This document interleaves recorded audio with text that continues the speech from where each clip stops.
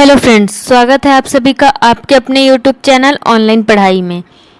आज की क्लास में हम टेट एग्जाम का सब्जेक्ट बाल विकास यानी कि चाइल्ड डेवलपमेंट के थर्ड टॉपिक आनुवांशिकता एवं वातावरण का प्रभाव को डिटेल में पढ़ेंगे। और अगर आपने बाल विकास के पिछले क्लासेस के वीडियो नहीं देखे हैं तो आप वीडियो के नीचे डिस्क्रिप्शन में जाकर बाल विकास के सभी वीडियोस और MCQs को टॉपिक वाइज देख सकते हैं। वीडियो को लाइक और चैनल को सब्सक्राइब ज़रूर करें। चलिए शुरू करते हैं आज की क्लास।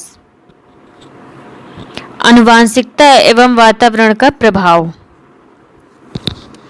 वंशानुक्रम का अर्थ एवं परिभाषा सामान्यतः लोग समझते हैं कि माता पिता के गुण उनकी संतान में आ जाते हैं।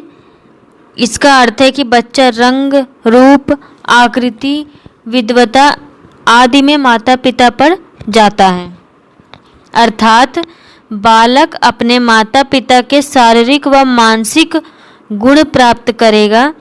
यदि माता पिता विद्वान होंगे तो बालक भी विद्वान होगा। परंतु यह देखा गया है कि कई बार विद्वान माता पिता की संतान कम बुद्धि की होती हैं तथा कम बुद्धि के माता पिता की संतान विद्वान होती हैं। इसका कारण यह है कि बालक को न केवल अपने माता पिता के गुण प्राप्त होते हैं बल्कि अपने पहले के पूर्वजों के गुण भी प्राप्त होते हैं। इसी को वंशानुक्रम, वंश परंपरा, पैतृकता के नाम से जाना जाता है। B.N. झा के मतानुसार वंशानुक्रम व्यक्ति जन्मजात विशेषताओं का पूर्ण योग है। यानी कि B.N. झा जी कहते हैं कि वंशानुक्रम व्यक्ति जन्मजात विशेषताओं का पूर्ण योग है।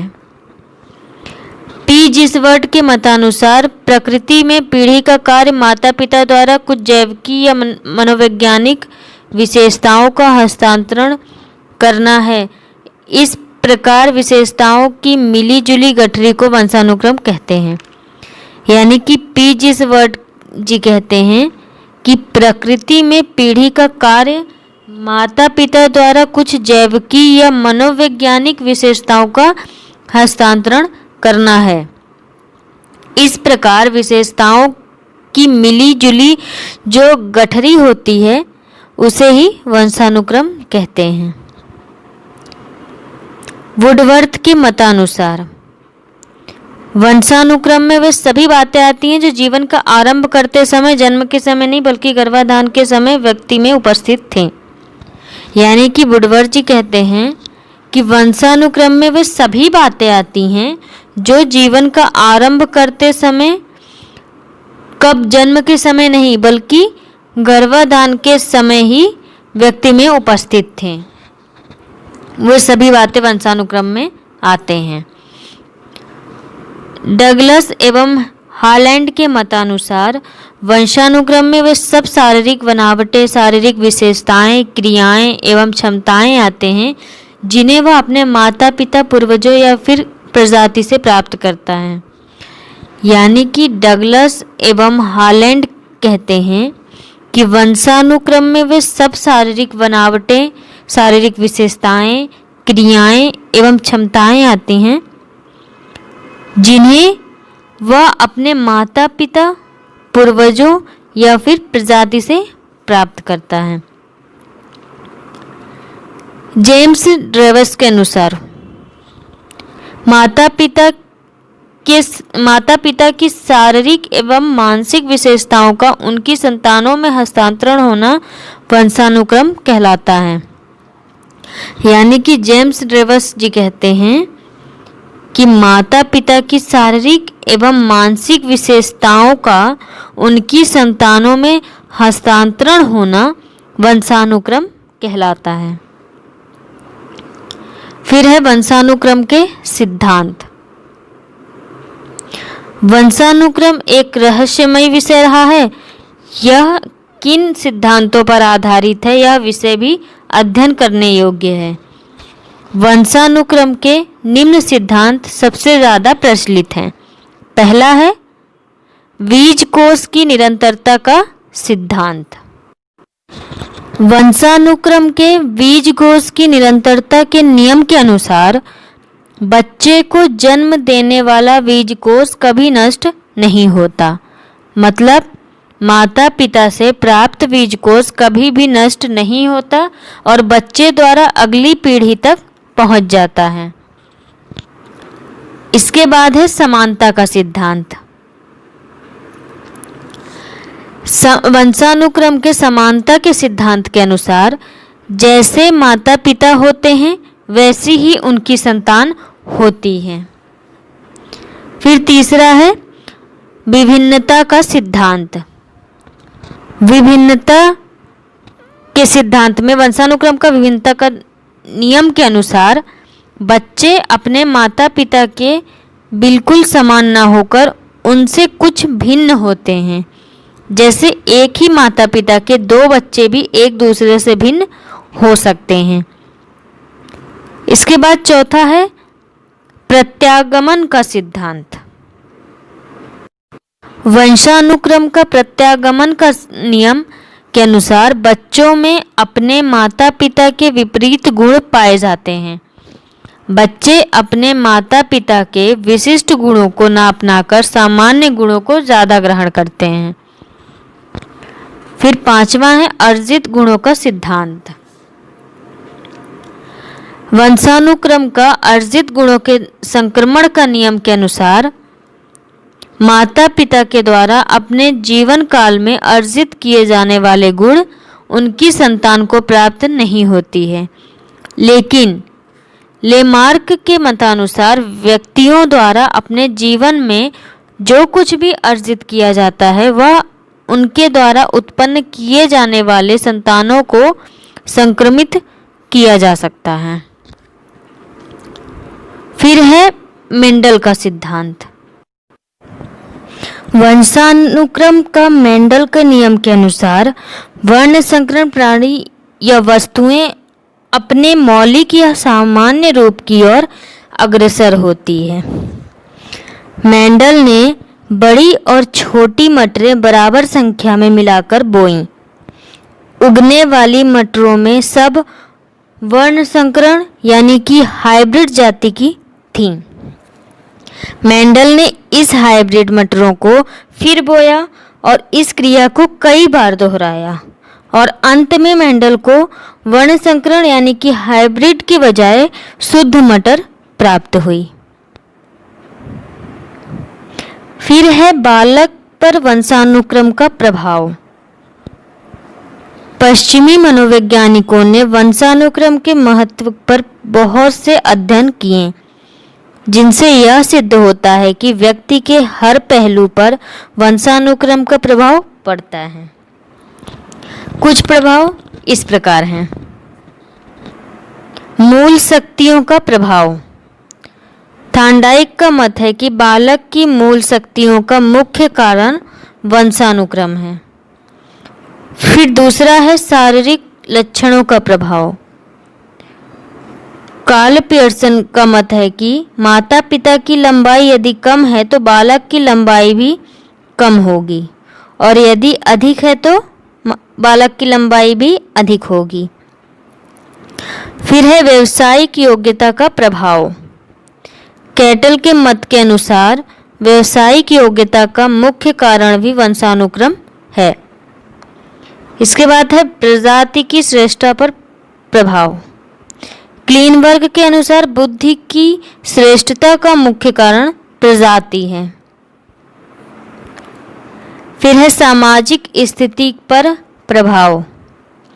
वैज्ञानिकों के अनुसार प्रतिष्ठित की संतान भी समाज में सम्मान प्राप्त करती है। इसके बाद है चरित्र पर प्रभाव। डगडेल के अनुसार चरित्रहीन माता पिता की संतान भी चरित्रहीन ही होती है। फिर है महानता पर प्रभाव। गाल्टन के अनुसार महान न्यायाधीशों, उच्च पदाधिकारियों, साहित्यकारों, वैज्ञानिकों तथा खिलाड़ियों के जीवन चरित्र से पता चलता है कि इनके परिवार में इन्हीं क्षेत्रों में कोई अन्य प्रशंसा प्राप्त व्यक्ति हुआ था। वंशानुक्रम के प्रभाव पर प्रकाश डालते हुए कोलसनिक ने कहा है, जिस सीमा तक व्यक्ति की शारीरिक रचना को उसके पूर्वज निश्चित करते हैं, उस सीमा तक उसके मस्तिष्क एवं स्नायु संस्थान की रचना, अन्य लक्षण, उसकी खेल कूद संबंधी योग्यता, बातें वंशानुक्रम पर निर्भर है। वंशानुक्रम का प्रभाव जीन्स के कारण पड़ता है। स्वस्थ मानसिक और बौद्धिक स्थिति वंशानुक्रम की ही देन है। फिर है वातावरण का अर्थ एवं परिभाषा। वातावरण के लिए पर्यावरण शब्द का भी प्रयोग किया जाता है। पर्यावरण दो शब्दों से मिलकर बनता है, परि तथा आवरण, अर्थात चारों तरफ का आवरण। इसका अर्थ है कि हमारे चारों तरफ जो भी है उन्हें वातावरण अथवा पर्यावरण कहते हैं। इसमें वह सब कुछ शामिल है जो व्यक्ति के व्यवहार को प्रभावित करता है। मैकाइवर एवं पेज के मतानुसार स्वयं प्राणी, उसके जीवन का ढांचा बीते हुए जीवन अथवा अतीत के वातावरण का फल है। वातावरण प्रारंभ से यहाँ तक कि उत्पादक कोषों में शामिल होता है। एनास्टिक्स के मतानुसार वातावरण वह हर वस्तु है जो किसी अन्य वस्तु को घेरे रखती है और उस वस्तु को सीधा सीधा प्रभावित करती है। डगलस और हालैंड के मतानुसार वातावरण शब्द का प्रयोग उन सभी बाह्य शक्तियों, प्रभावों और दशाओं के लिए किया जाता है जो जीवित प्राणियों के जीवन, स्वभाव, व्यवहार, बुद्धि के विकास और परिपक्वता पर प्रभाव डालते हैं। फिर है बालक पर वातावरण का प्रभाव। अनेक अध्ययनों से पता लगता है कि बालक पर भौगोलिक, सामाजिक, सांस्कृतिक वातावरण का प्रभाव पड़ता है। कुछ मनोवैज्ञानिकों ने वातावरण की निम्नलिखित परिभाषा का वर्णन किया है। पहला है शारीरिक अंतर का प्रभाव। फ्रेंच बोन्स के अनुसार दुनिया की विभिन्न प्रजातियों का शारीरिक अंतर वंशानुक्रम के कारण न होकर वातावरण के कारण होता है। दूसरा है मानसिक विकास पर प्रभाव। गार्डन के अनुसार जिन बालकों को उचित सामाजिक तथा सांस्कृतिक वातावरण नहीं मिलता, उनका मानसिक विकास भी अत्यंत धीमी गति से होता है। तीसरा है प्रजाति की श्रेष्ठता पर प्रभाव। क्लार्क के अनुसार बौद्धिक श्रेष्ठता का कारण वंशानुक्रम न होकर वातावरण है। उसने यह बात अमेरिका के गोरे और निग्रो लोगों की बुद्धि परीक्षा लेकर सिद्ध की।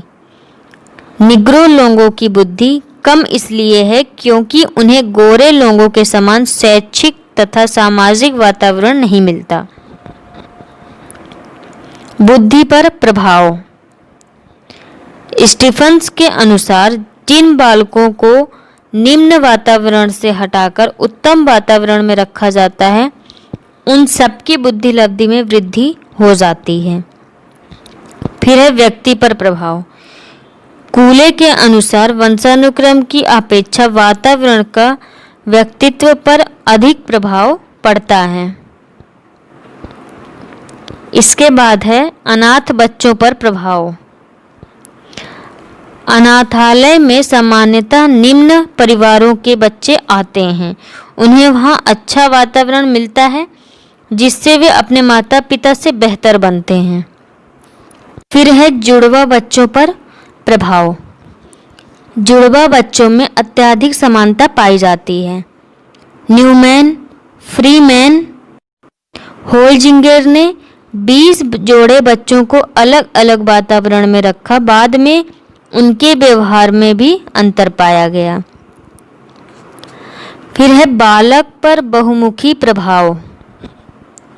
स्टीफन्स के अनुसार इस प्रकार के अध्ययनों से हम यह निर्णय कर सकते हैं कि वातावरण बुद्धि पर सामान्य प्रभाव डालता है और उपलब्धि पर विशेष प्रभाव होता है। इसके बाद है बालक पर बहुमुखी प्रभाव। वातावरण बालक पर मानसिक, शारीरिक, सामाजिक, संवेगात्मक आदि सभी अंगों का प्रभाव डालता है। माना जाता है कि एक बार एक बालक को भेड़िए ने उठा लिया था और उसका पोषण जंगल में हुआ। कुछ शिकारियों ने जब उसे 1799 में पकड़ा तब पाया गया कि उसकी आकृति भी जानवरों के समान हो गई और वह जानवरों की भांति व्यवहार करने लगा। फिर है वंशानुक्रम और वातावरण का संबंध। मैकाइवर और पेज ने कहा है कि जीवन की प्रत्येक घटना दोनों वंशानुक्रम और वातावरण का परिणाम होती है। कोई भी निश्चित परिणाम के लिए एक उतनी ही आवश्यक है जितनी दूसरी, एवं इन्हें अलग नहीं किया जा सकता। यानी कि जीवन की हर एक घटना के लिए वंशानुक्रम और वातावरण बहुत ज़रूरी है। लैंडिस के अनुसार वंशानुक्रम हमें विकसित होने की क्षमताएं देता है और वातावरण अवसर देता है। वंशानुक्रम हमें कार्यशील पूंजी देता है और वातावरण हमें इन्हें निवेश करने का अवसर देता है। आज की क्लास यहीं पर समाप्त करते हैं। अगर आपको आज की वीडियो से कोई भी डाउट हो तो आप कमेंट करके मुझे बता सकते हैं, और वीडियो पसंद आया हो तो वीडियो को लाइक करें, कमेंट करें, शेयर करें और चैनल को सब्सक्राइब करें। मिलते हैं नेक्स्ट वीडियो में, जिसमें हम आज के टॉपिक के MCQs को सॉल्व करेंगे। Thank you for watching video.